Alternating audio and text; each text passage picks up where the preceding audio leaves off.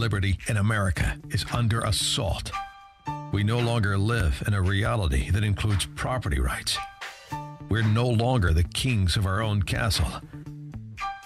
We no longer enjoy the true benefits of capitalism. Instead, we're negotiating our rights with our own government. This isn't how our country was founded. These aren't the ideas of our founders. It's time to seize back our country. This is the Liberty Hour, where these important issues will be discussed for the sake of America's future. With a cigar in one hand and a copy of the Constitution in the other, here's your host, Sean Thompson. This is the Liberty Hour. And Justin Kidd, I'm not sure if anybody can even see this son of a bitch. Can they? You don't know. Oh, we're good? All right, very good. All right, so if you want to participate in the show, give us a call at 312-642-5600. Always a fire drill on these days where you're supposed to drop kids off and you have teenage girls who are a problem. But we survived it, and we did it. We made it here. However, I have to tell you, didn't listen to much of the morning show. Don't tell Dan Proft. You know how insecure he is. That Pee Wee Herman outfit he's always wearing. But one of the things I did notice yesterday, and I found appalling, and I'm not sure if he talked about it, so I don't want to be too hard on him. It isn't the Trump era EPA prepares to cave to King Corn again, because we kind of knew that. We'll get to that whole economic scheme later. But there's another scheme going on in Chicago that's portrayed, if you can tolerate watching the news, which, by the way, is truly like an update on the apocalypse, the news in Chicago. But there was something that slipped by, and my keen ear, Justin, you punk kid in your yoga pants, my keen ear picked up on it. And what it was is about this development in Lincoln Yards Development. And it's the developer trying to cram through a plan that's accepted by one possible dwarf, Rahm Emanuel. And the way that he's sweetening the pot is that he's in this brand new development where they want to sell pieces of property that will range from $400,000 up to $1.7 million. There is going to be 600 units of what they now call is affordable housing. But I'm old. We used to call this Section 8 welfare, no one pays housing. And they were once referred to as the projects. So what they've decided to do to sweeten the deal and to get an acceptance is to incorporate the projects with this brand new development. But see, if you don't read the article, you would think, well, what's so big about that? What's the big deal? Why is it so... Okay, fine. I mean, the poor people, let them commingle with the people who struggle to pay their mortgage and the people who worry about their bills and the people who sacrifice for their housing. Let them just commingle and it'll be great. And they could pretend that they work as hard as the next guy and they're victims of circumstance. And we'll just let the guy who goes to work take it on the chin. But when you read this, the wing in which it's written, and it's by the Chicago Tribune, is that they flip-flop paragraphs. Okay? So the way that they write it is financing district that could create up to $1.3 billion in public funding for new infrastructure. This is how they put that little paragraph on top, and then way at the bottom, they show you that because he increased the free housing to 600, he now qualifies for $1.3 billion in public funding, and they use that mystical, magical word with unicorns and rainbows coming out of the unicorn's ass, infrastructure. Ooh, infrastructure. Well, that has to come at the public dollar. So once again, the people will pay virtually a third of development costs to the flim-flam developer. And believe me, that's the 1/3 of expenses he's going to watch very frugally and spread out to where it's not just infrastructure you're buying. It's foundations. It's the components that he would normally be on the hook for. So what they do is they come up with this scheme, and the poor people subsidize this soon-to-be very well-off developer who's already well-off, but to make billions on this project, it'll be financed by the poor people of Chicago. And how are they going to make them take the pill? We're going to put more poor people in there. And you want to know something? This is a failure before it starts. It is a failure before it starts because of the very same reason people are fleeing Illinois. See, I was listening to Joe Walsh. I actually called in yesterday. I know I got a problem, Mr. Producer. I can't listen to a show without calling in. And they were talking about the reality of why 4 years ago I opened a real estate company in South Florida, not just because I can read, but because I can see the trajectory of a bankrupt state run by corrupt few, spreading throughout the land as a cancer to corrupt the society to pretend that they are actually doing their jobs as politicians instead of what they really are, which is an organized crime mafia in charge of the public purse. That's what the Illinois Democrats are, and that's what half of the Illinois Republicans are. Sorry, it just is. So I came up with the conclusion that you have to simply get out. You have to know when to hold them. You got to know when to fold them. You got to know when to hold them, know when to fold them, know when to walk away, and know when to run. You never count. Any excuse to play Kenny Rogers I will use, but that is the official Illinois state song. You got to know when to hold them. You got to know when to fold them. And the reality is when they're selling developments as oh, look, it's such a good idea that this developer took it upon himself and said, I have an idea, an opportunity to take this yards, the Lincoln Yards, and I'm going to develop it, and I will make money for the people who finance me, and I will make money for myself, and I will be a betterment to the neighborhood. That's called a real development. But when you have to pay somebody $1.3 billion and incentivize them and make sure that they are willing to mix in welfare housing, that's not really a development. That's lipstick on a pig. And that's what Chicago developers really are practicing. Lipstick on a pig. Because at the same time this is happening, the neighborhoods around are losing money and having tax increases. Now, I understand that we all buy the talking point, Chicago taxes aren't really that bad. Well, it all depends how you calculate those taxes. Do you add them all up together, or do you kind of just add them up? The reality is that every development you see, all those cranes they point to, all those businesses that they tell you are moving to Chicago, they are subsidized by the poor working people of the city and the state. Period. End of story. That is a scam. That is not just lipstick on a pig. It's a fraud to society. Because at the same time, you have people in surrounding neighborhoods who cannot sell their property. And I don't just mean that Windy City developer that is on HGTV, which I have to laugh every time it's on. Every time it's on, you see at the end of the story, and then we're going to sell it for, we put $1.2 million into it. We're going to sell it for $1.4 million. And you wait till the very end, and it's not under contract. And this is a show on HGTV, because the reality is for us suckers who unfortunately are like Bob, who's in Buffalo Grove, or like me in Elmwood Park, or Joe Matarazzo in Downers Grove, we have a hard time actually liquidating our assets because of the onerous taxes based on what you think we can pay. And if we want to be alleviated, we have to get part of the crime family and hire one of these mobbed up attorneys. And I don't mean mobbed up like tough guys, because most of these effeminate little fruitcakes aren't tough guys. They're just connected by corruption. And the problem is the average person doesn't understand that you have the illusion of growth on the backs of the poor. That's what this is. That's what subsidies are. All subsidies, even the Republican ones. Bob in Buffalo Grove, how are you, buddy? Thanks for calling the show. Thanks for taking my call. That area, the Lincoln Square area, the traffic patterns around there, I think, are pretty underserved. There's a bridge there, the Cortlandt Avenue Bridge. There used to be a bar there. It's an engineering landmark. It's an engineering landmark, but Okay. It's only basically one lane each way.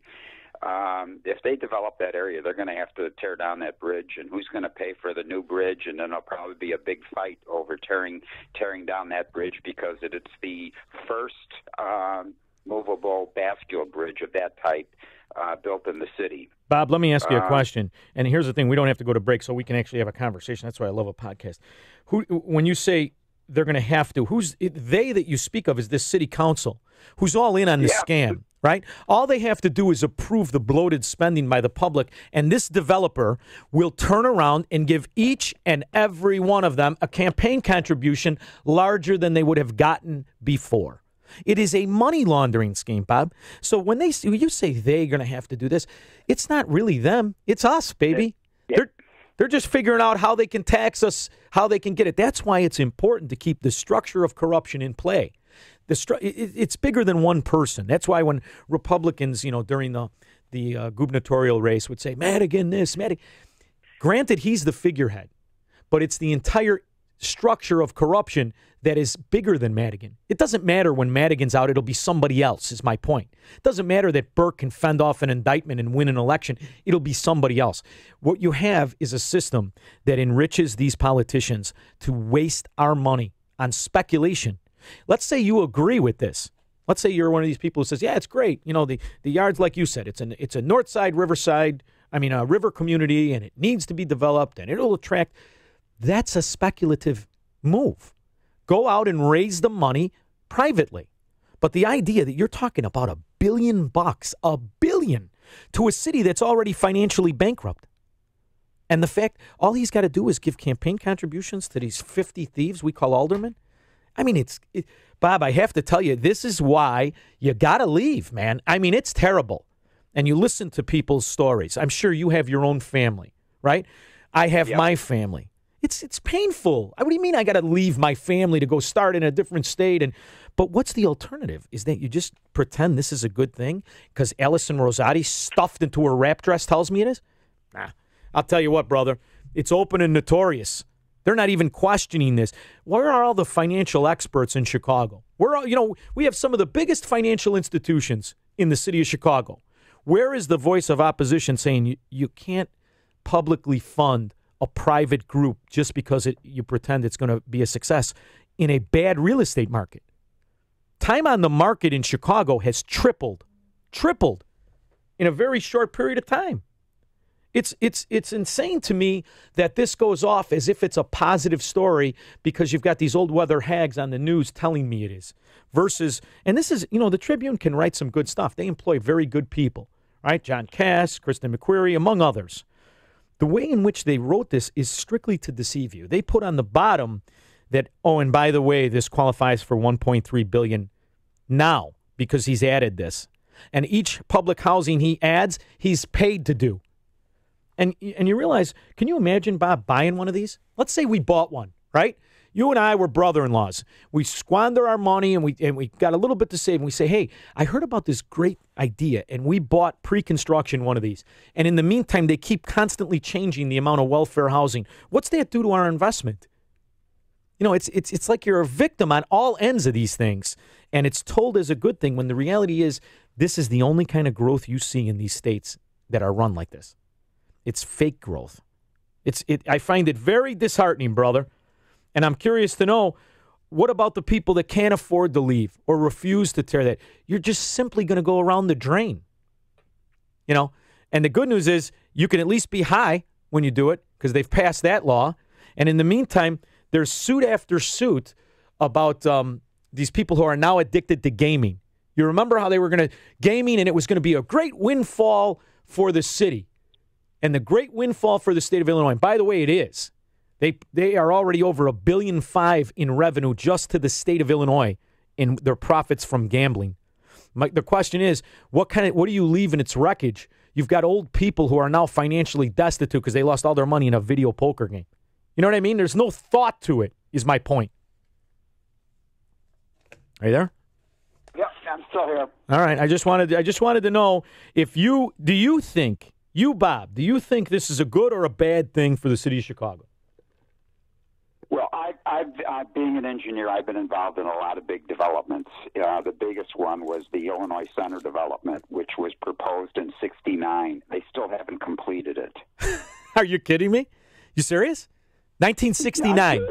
That's the big development east of Michigan Avenue. 50 years. All the way to the lake. And it was a 20-year development. And there's still a few empty plots of land on the development. And the original developer got caught up in the some of the real estate crashes. So the original concept of the development changed. Is there a running total on what the people have lost? No, it's just in terms of the key thing. They were going to have a huge, gigantic elevated parkway with a big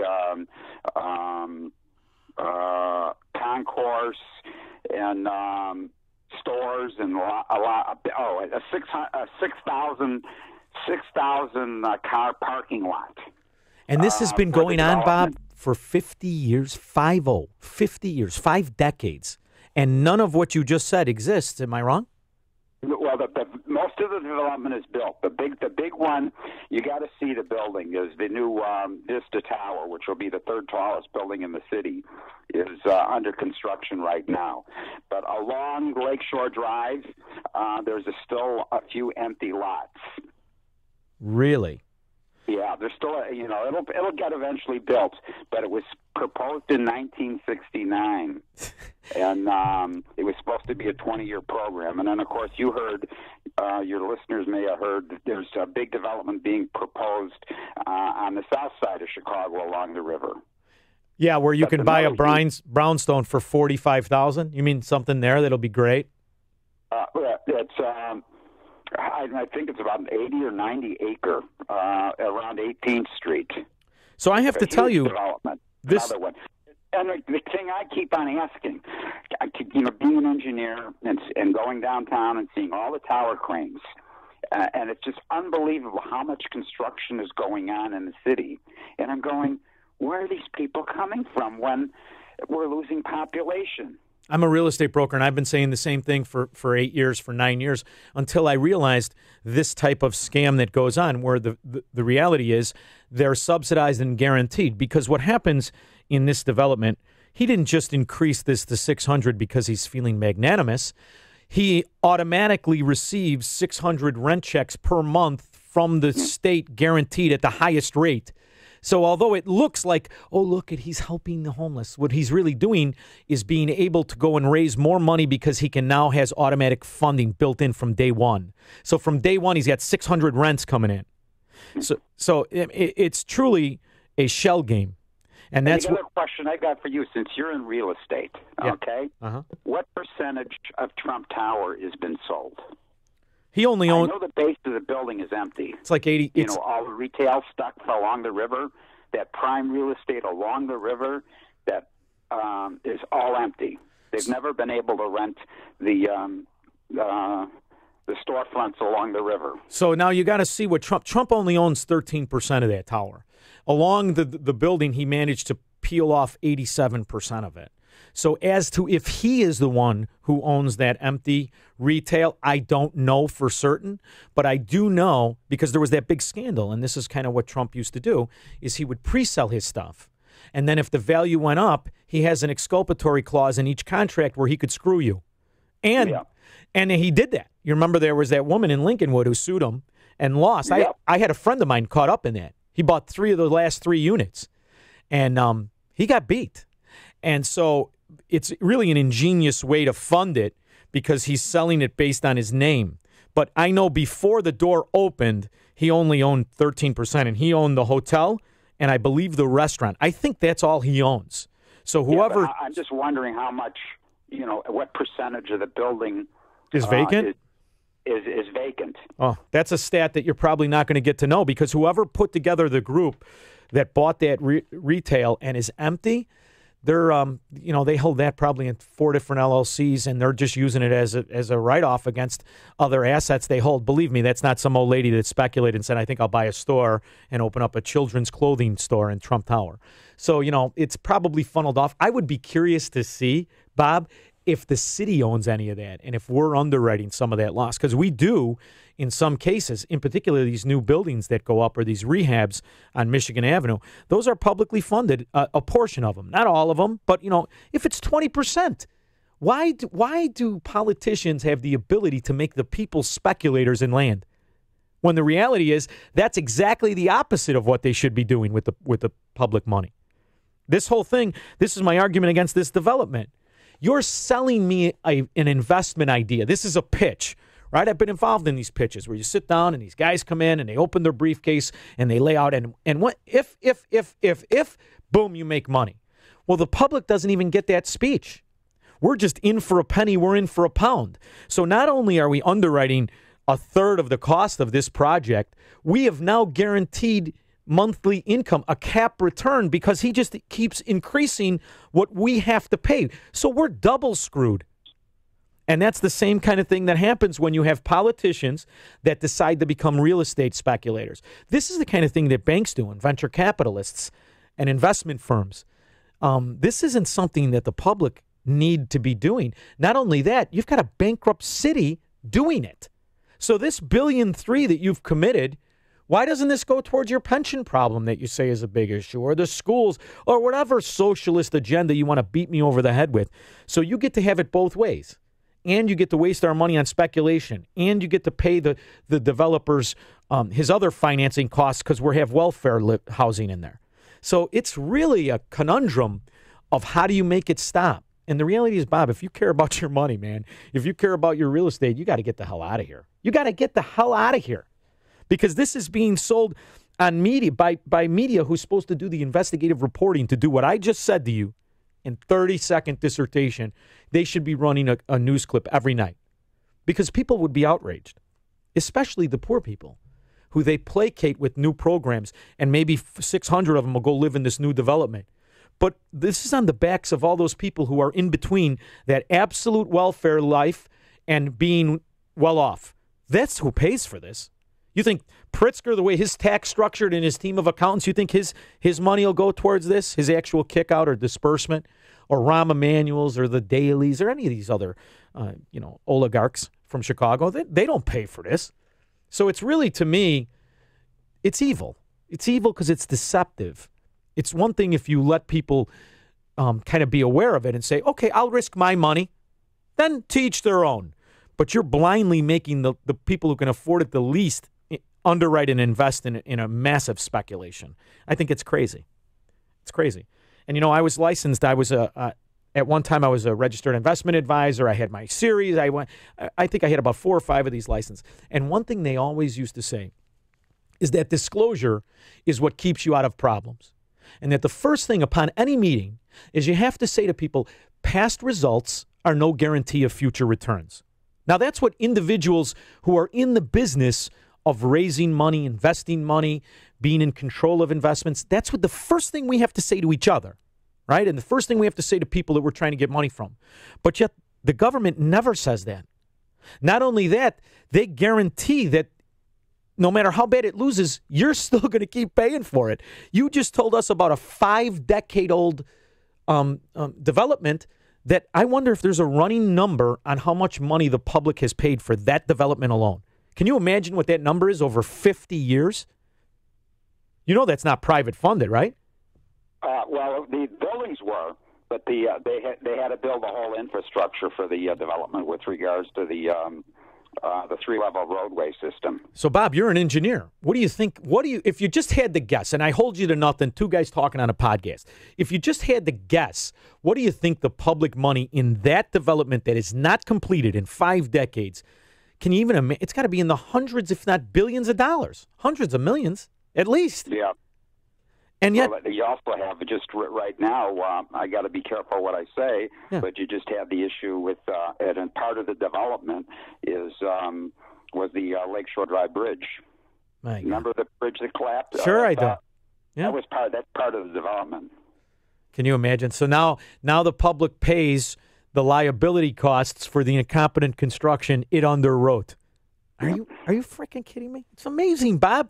Bob, thank you so much for making us all think and making us all realize. You and the other thing, I don't know if it was you or who was talking about the depressed home values on the south side of Chicago, the suburbs like Homewood, Flossmoor, and Dan was reading the stats. So here's the thing: Dan and I'm lucky enough to call him a friend of mine. He's a good friend of mine, and we spend a lot of time, smoking cigars. He's at the cigar house quite often, and I'm always raving about this because this is something. And I'm not saying he does it because of me, but I'm the one who gets the data, and you look at how they're taxing us based on nothing. It's not on value anymore. I used to say years ago, they broke their covenant with the Illinoisan, which is you can only tax me on the value of my property. See, that's what keeps politicians in check.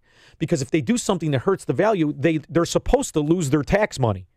But they don't. That's a lie. It doesn't matter how bad they destroy the decisions they make destroy our values. They just keep charging us crazy amounts of money. And in order to even get them to change it a little bit, we have to hire them. I mean, it's truly an extortion racket. The mafia couldn't have come up with something better. It's like a bookie. So you lose money to the bookie every Sunday, and he'll borrow you the money, but you got to pay the vig on it. So I mean, that's exactly what it is. And it's a system of destruction, and it destroys, ironically, those used to be middle-class neighborhoods, the worst, like Flossmoor. That was at one time a great neighborhood. Yep. Homewood Flossmoor was, one of the premier South Side suburbs. And you know what's funny, Bob? I live in Elmwood Park, which used to be nice. We've got the same nonsense, but we've got, listen, in all fairness, and I mean this not just because I know them, but the police, and these are quality guys, and they are truly of value at this stage of the game. But as these home prices continue to depreciate and your taxes continue to increase, at a certain point, it's not a value anymore, and it becomes River Forest, which is right next door to me. It's 2 blocks away from my house, River Forest, okay? And when I first became a real estate broker, I would look, and there would be 30 homes for sale. There'd be 40 homes for sale. There's something like 238 homes for sale in River Forest. It's insane. I mean, I'm paraphrasing. I'm not exact because I don't look at it all the time. But you're seeing homes now that are, there's one in particular, my wife showed me last night, $375,000 for sale in River Forest. And you say, Jesus, $375,000, I could live in River Forest. It's amazing. And you look at the property taxes, $14,000. Are you kidding me? So that's the kind of thing that happens. And why does it happen? Because their money can never be disrupted. Only ours can. And that's why. I got to get going. I'll talk to you. Talking to you. Thank you, Bob. It was always a pleasure. I appreciate you calling the show. And that's what happens when you have a podcast. Your caller has to go. Don't you love that? Did you catch that? Is that great? But the other thing, too, is he makes you think about something because I was unaware. Can you imagine a 50-year construction project that has expenses yearly, daily, to the people, and it's never talked about? If that guy doesn't call the show, I still don't know about it tomorrow. This is something. Hey, Chuck Gowdy with your Amish woman hips. You want to worry about FD Flowers and why the deliveries are late? Or you want to get your ass out of the seat and go take a look at this, for God's sakes? Are you kidding me? Investigative reporter in Chicago. They should all be 98 pounds because they're running from one scandal to the next scandal. Yet in the meantime, they're going to talk us about identity theft. Identity theft at Kmart. How about you focus on the political corruption that we all pay? Jesus Christ. I mean, it's insane to me. And we're distracted because we're distracted with the issues. We're distracted because of, Donald Trump, and Republicans are bad, and Rauner is this, and Pritzker is this. And in the meantime, we're all pigeons. If I can accomplish one thing, I just want that one person who calls himself a Democrat. Let's start with them first because they're the easiest to pick on. Calls themselves a Democrat to realize when a president, even if you don't like him, when his family is completely decimated and indicted and heckled, when anyone attached to him, 81 indictments by a Congress, I got news for you. That Congress is corrupt. They're not doing their job. They have a mission that they want to accomplish, and they're willing to do anything to get it. I have a clip here. Mr. President, I through thick and thin, and there's been a lot of thicks. That's not it. It's got to be this one. 81 There it is. people or organizations got letters. It's a disgrace. It's a disgrace to our country. I'm not surprised that it's happening. Basically, they've started the campaign, so the campaign begins. But their campaign's been going on for the last 2.5 years. So it's a shame. And the people understand it. When they look at it, they just say presidential harassment. He's absolutely right. I'm sorry. I'll come on here and we'll tear apart Trumponomics. I'll tear apart Fabian socialism hidden as a high GDP. We can do that all day long. We can show you how there's more similarities between the Republican economic plan to what's going on in the city of Chicago and their development scheme than there are differences. And I'm not in for I'm not one of these Trump Krishnas where I bang "Make America Great Again." I don't do any of that. But this is outrageous what's happening to this guy. Outrageous. It will have a boomerang effect. I'll tell you that. As you see, the 14 socialists, the Maoists, Trotskyites, try to decipher themselves what exactly is the difference in your socialism versus Camilla, I'll sit on anyone's lap to get to the top, Harris. What are the differences between the dimwit Ocasio-Cortez and Beto O'Rourke, except cleavage? And I'm not sure he's not the winner in it. What exactly are the differences? So I love to argue the socialism, but what you're going to do is you're going to get me to do something I didn't do in 2016. You're going to get me to vote for Trump. Because this is insane that you're taking up our time. You have signed the budget. See, here's the thing. We don't know what Congress is anymore. I could ask my dim-witted daughters. I could say, well, who spends the money? The president. She'll answer like everybody else. My other one's a genius. Anyway, I could do that. I could do that each and every time. And we could do the people on the street. And they don't understand. Congress is the one who is responsible for the destruction of our country, the increase in our debt, the waste, fraud, and abuse in every aspect and bureaucracy we pay for. It's Congress. Yet they're held accountable for nothing. And you've got the time, you dimwits, you bell-bottomed old men, you've got the time to write 81 indictments to anybody who even said hello to this guy.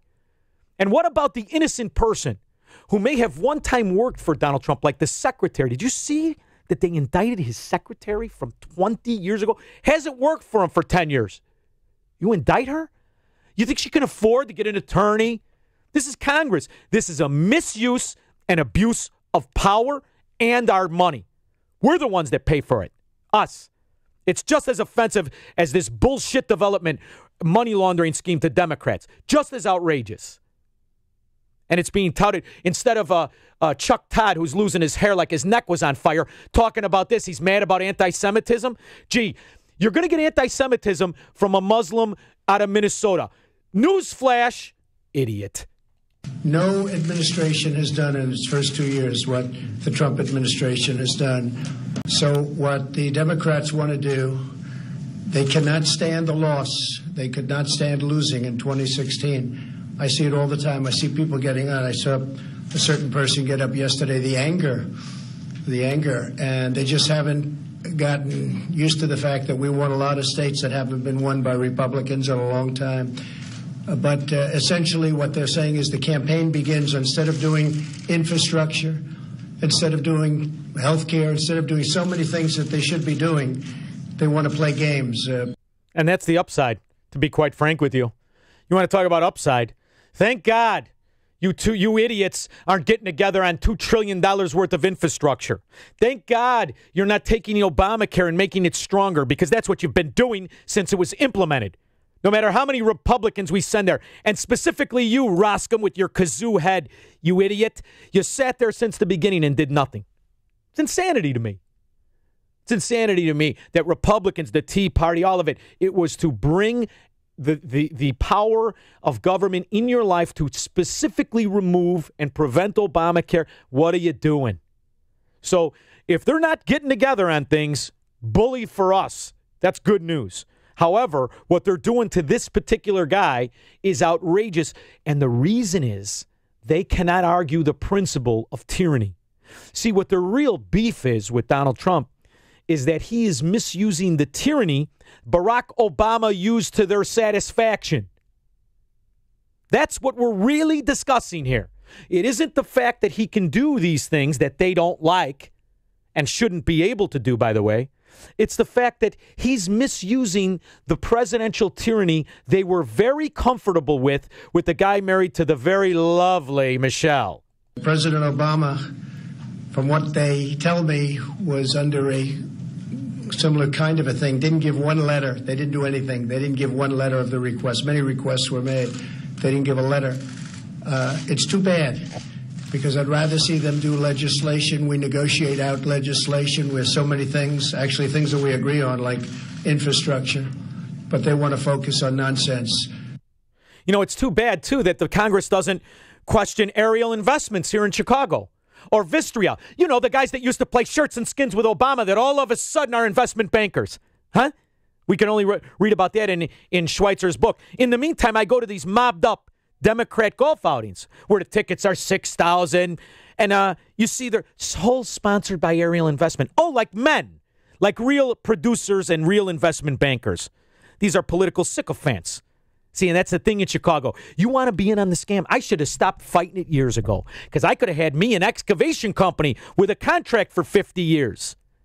It's the joke of all jokes. And in the meantime, where's Congress? Because they're making money from it. Little Dick Durbin and his lobbyist wife, and she's a beauty. How much money have they acquired? Huh? Or Louis Gutierrez, $400,000 for his wife to fold his socks and turn her heads as he goes to Boys Town. How much money have they really stolen? It's disgusting and despicable. Not to mention, I was telling Prof the other day, because I'm selling the cigar house. I'm out of here, basically. I go back and forth now enough. I want to get the hell out of here.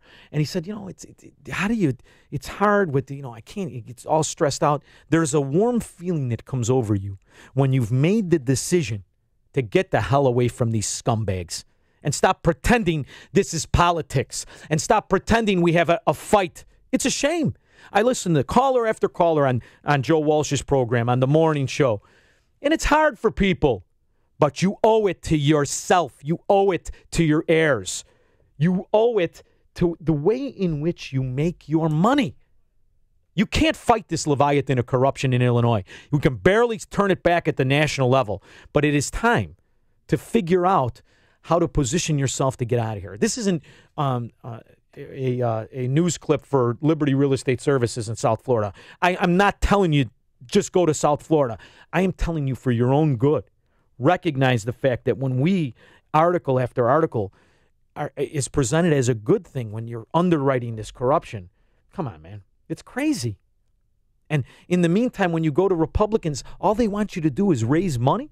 All I got to do is raise money. GOP, fund the GOP, we'll put a fight up. It's not happening. It's not happening. So it's time to make the call. Because you got to know when to hold 'em.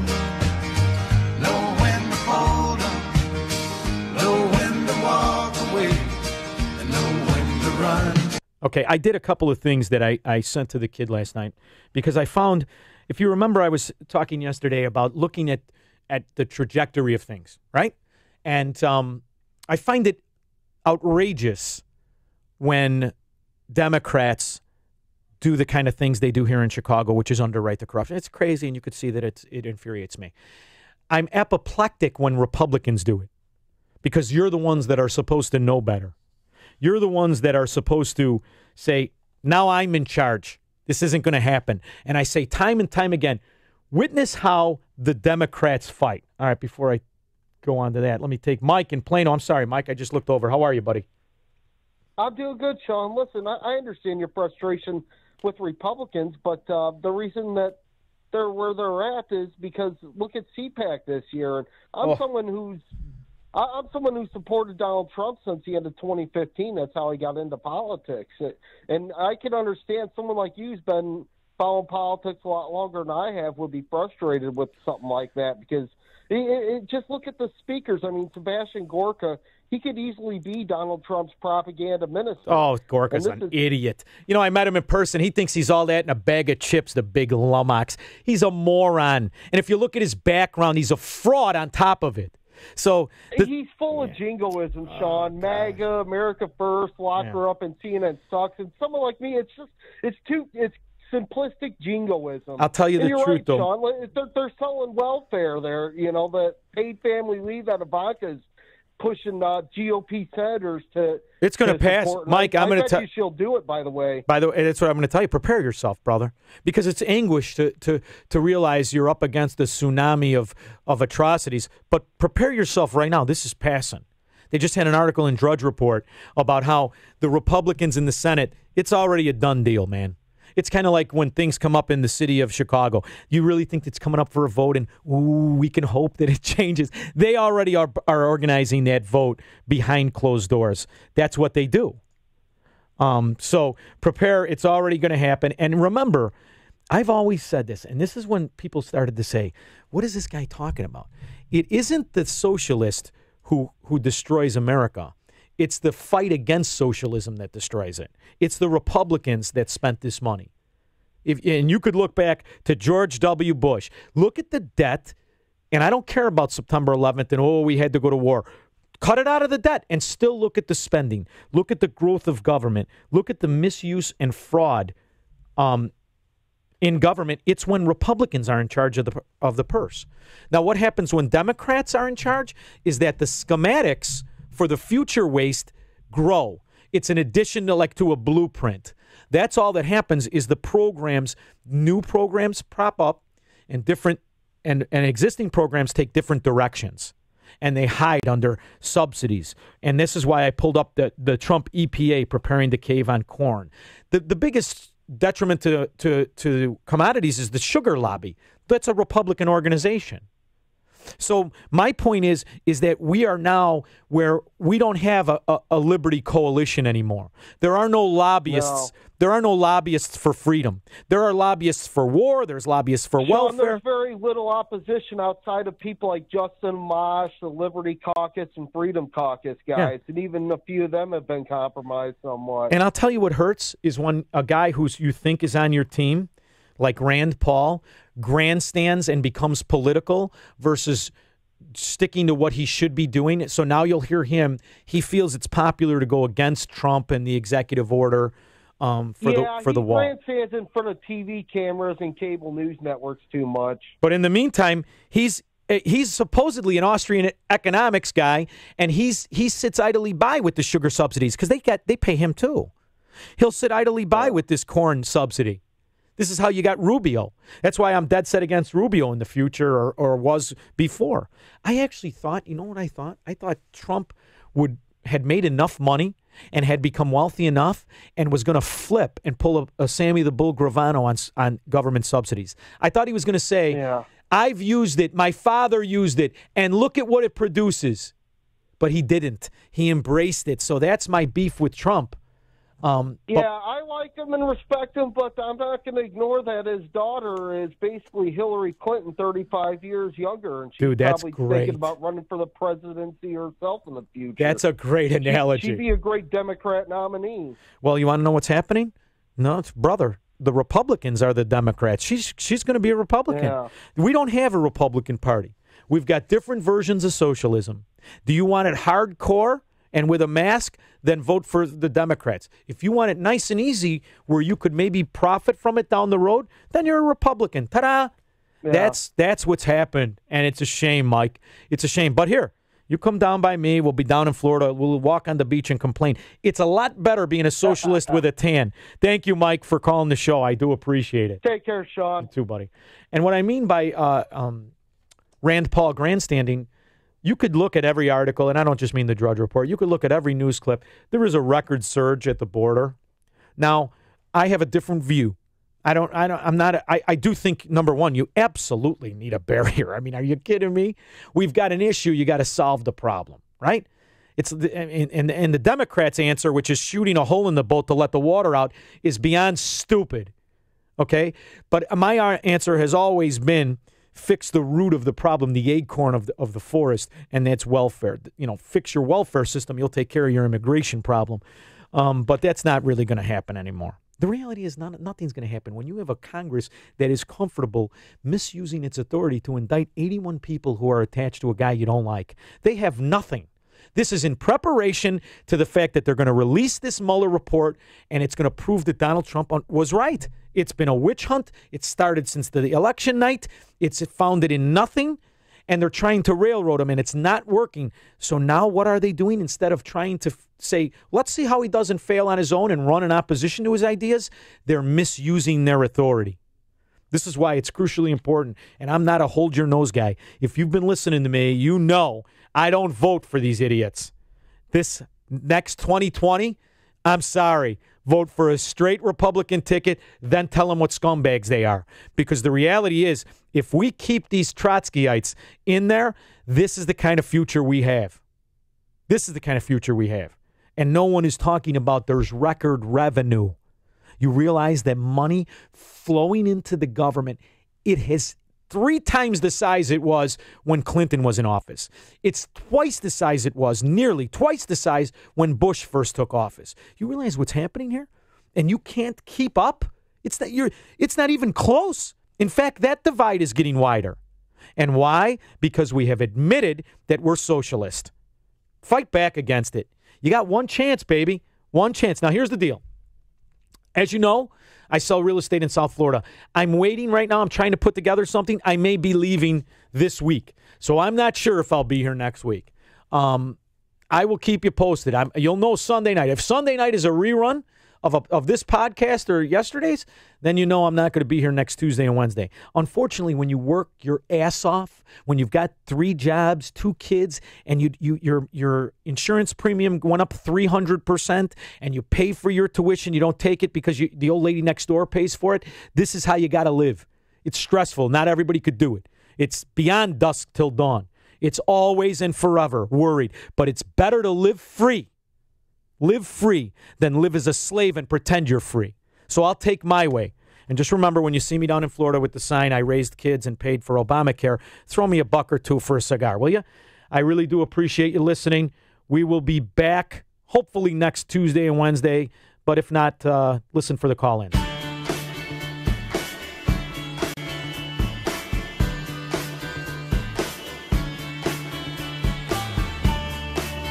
I didn't even get to my Elon Musk scam. We'll do that too next week.